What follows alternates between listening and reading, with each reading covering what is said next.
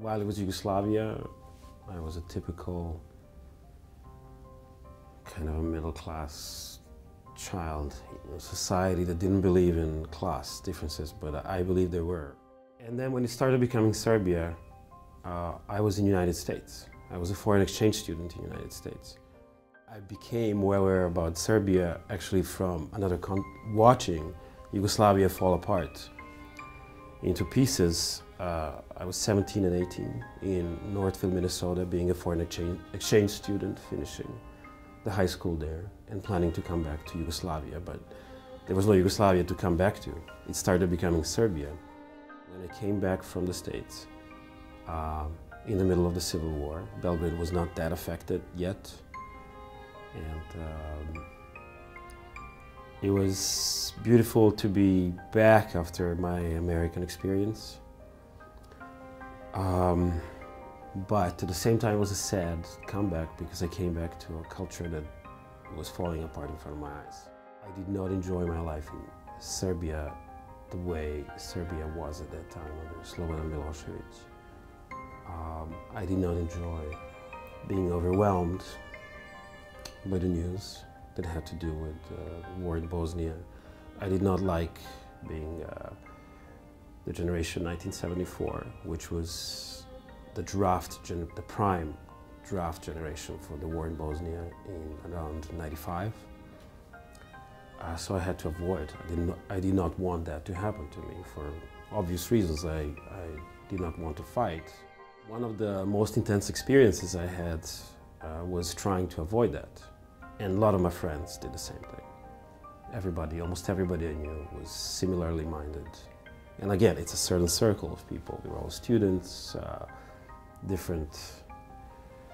at the different faculties, different universities, different parts of the Belgrade University, ranging from philosophy to engineering to art.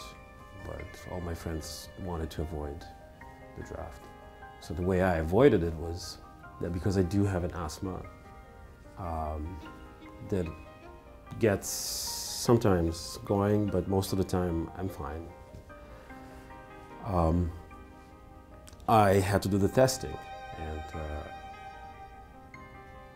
I went to the military hospital where the first stage of the test was, and they measured the oxygen consumption and the input-output, and that's how they see if I'm choking or not due to asthma. And I was so exacerbated by the whole thing that I self-induced asthma, not randomly. Partly it was random because I was so upset, but partly I wanted it, and I wanted to show its worst face so they can say, this guy is just not ready for the front line.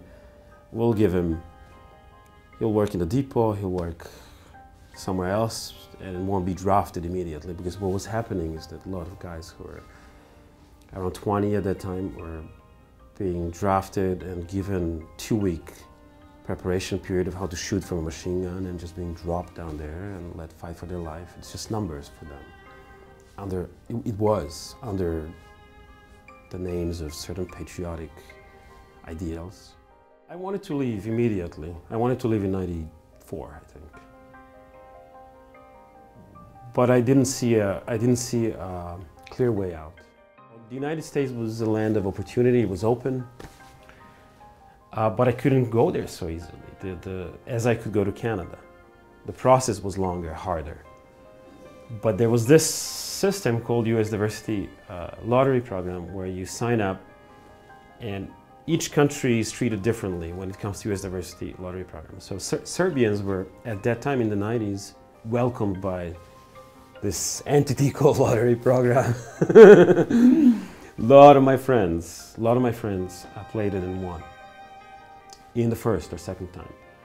Strangely enough, I played 10 times, and I played every year after year. So I migrated to Canada and became Canadian citizen and kept playing without any pretenses, any plans,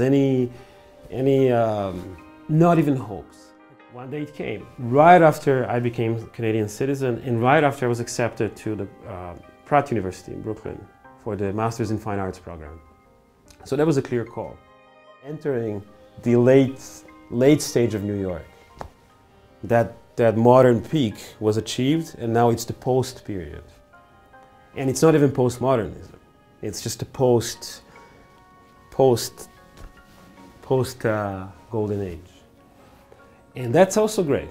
It's very culturally vibrant in its own sense, because that's the time when you start digging under the surface. It forces you to look at life under the surface.